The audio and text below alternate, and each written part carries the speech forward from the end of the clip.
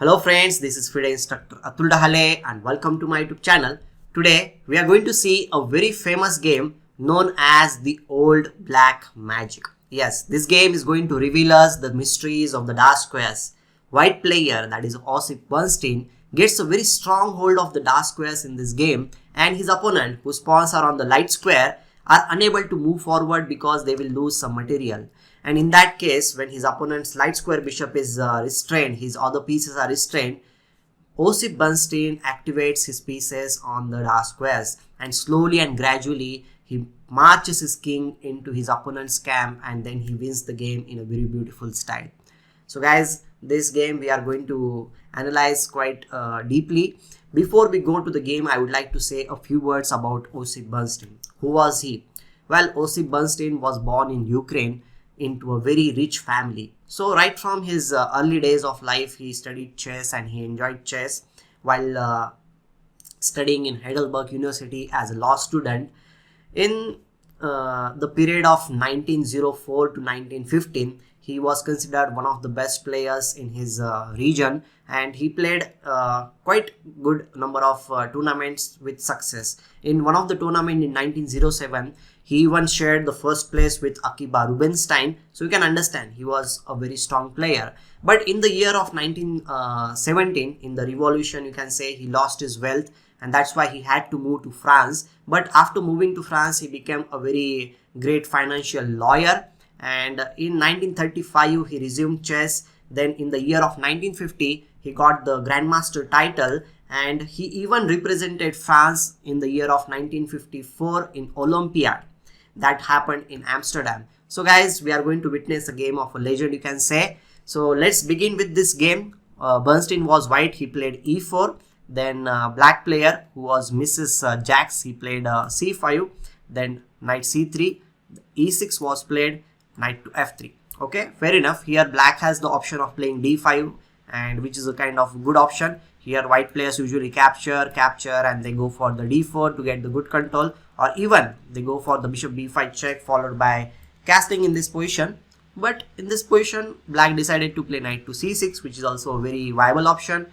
White opens up the center with d4, c captures d4, knight captures d4, knight f6, and now in this position Bernstein decided to capture the knight on c6. Okay, so he captures here, b captures c6. Now have a good look of the position and tell me what will you play in this position.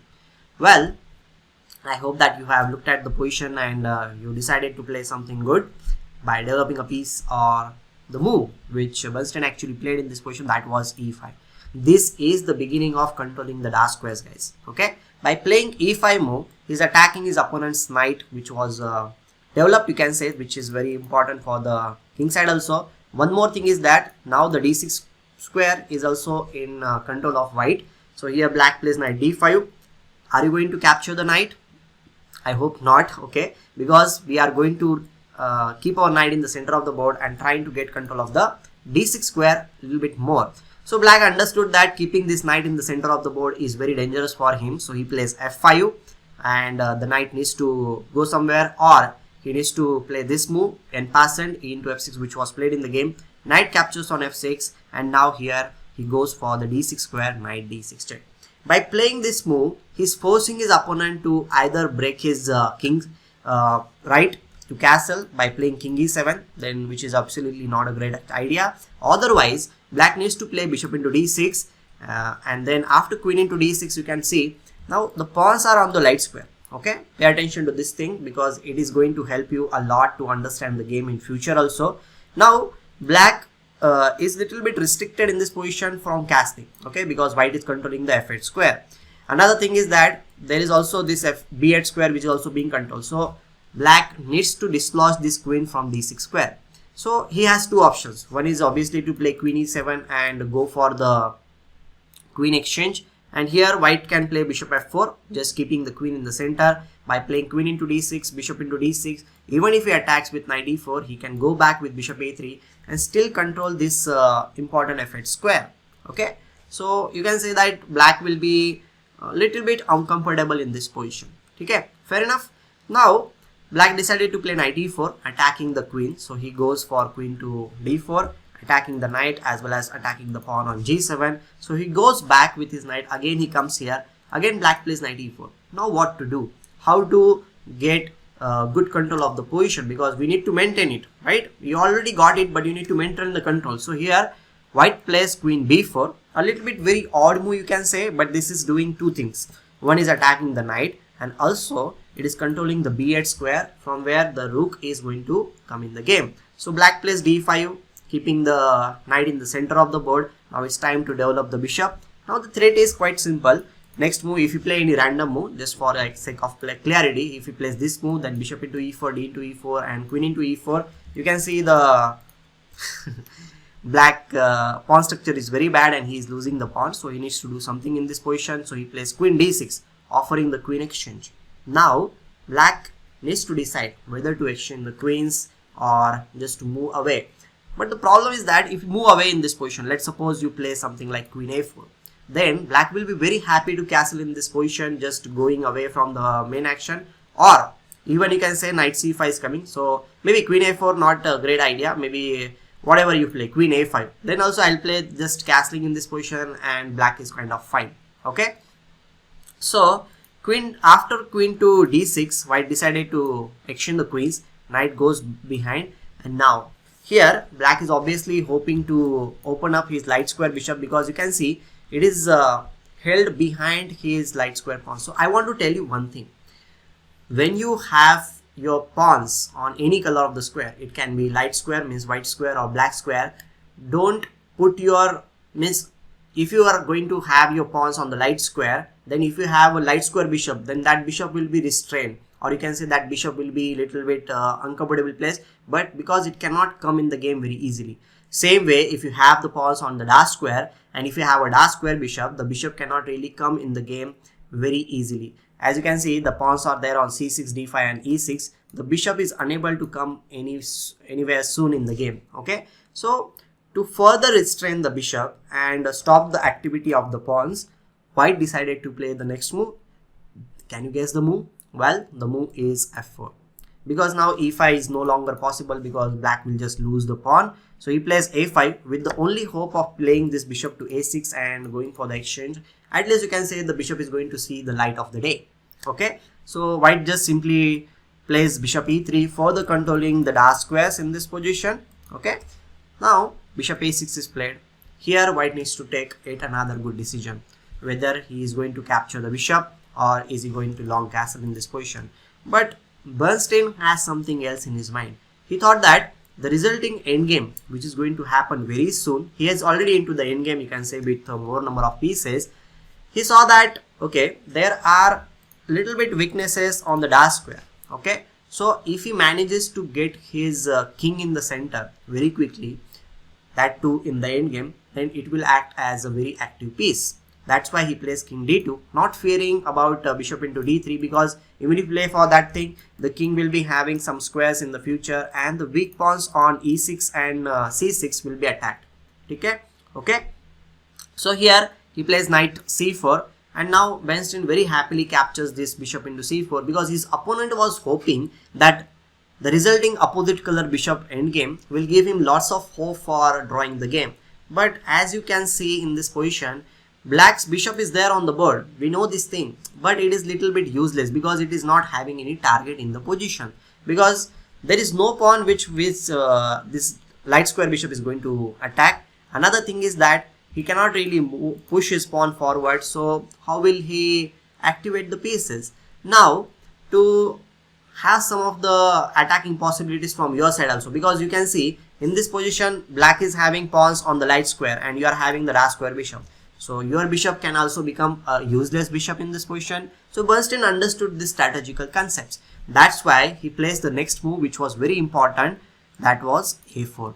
Now he has a permanent target on a5, because there is no b pawn which will be supporting the this a5 pawn. Okay, means he doesn't have pawn on the b file, and anytime the bishop will be coming on b6 square and attack the pawn on a5. So this bishop, this rook on a8 is kind of restricted. It cannot really move forward, or it cannot really go to the b8 square, which looks like a open file to him, but it cannot go there. So black activates the king. he dislodges this bishop with b3 move. Bishop goes to a6 square, and now bishop b6 attacking the pawn. Now bishop b7 can be played, or bishop c8, but he goes for bishop c8 because we need to support the pawn. And here he activates his king. Rook comes on a6 square, and now bishop c5. Again, if you have a good look at the position, then you will understand that white is having complete freedom in the position. Black pieces are not coming because they are completely restricted. The rook is not having any open file in this position because it cannot come on f8 square. This square is controlled. Okay, the bishop is not going anywhere. So you can already see that strategically black is in a very difficult situation. He plays king c7.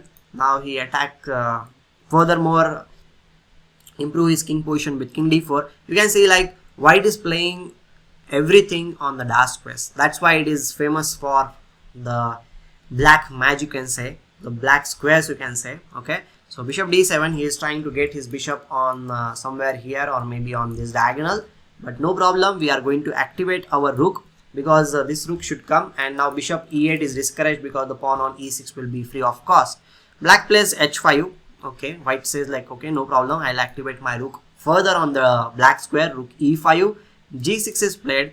Now white's bishop is not having any target. I agree about this thing, but light square pawns can be attacked now very easily. So he plays rook g5 attacking the pawn, and now the threat is quite clear. The king is going to come on f6 and we are going to win the pawn very soon. So you can already say that white is winning the game strategically. Quite sure, it is just the matter of technique for the top players, or you can say the masters. Okay, so he supports the pawn with rook g8 move.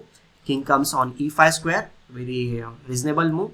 Bishop c8, and now you can see that king f6 is something which anybody will play. Okay, but the masters always understand that you should play with all your pieces. So in this position, if you see that there is no need to hurry in this case. Okay, so first of all, before going for f6 square, he plays rook to e1, activating the rook.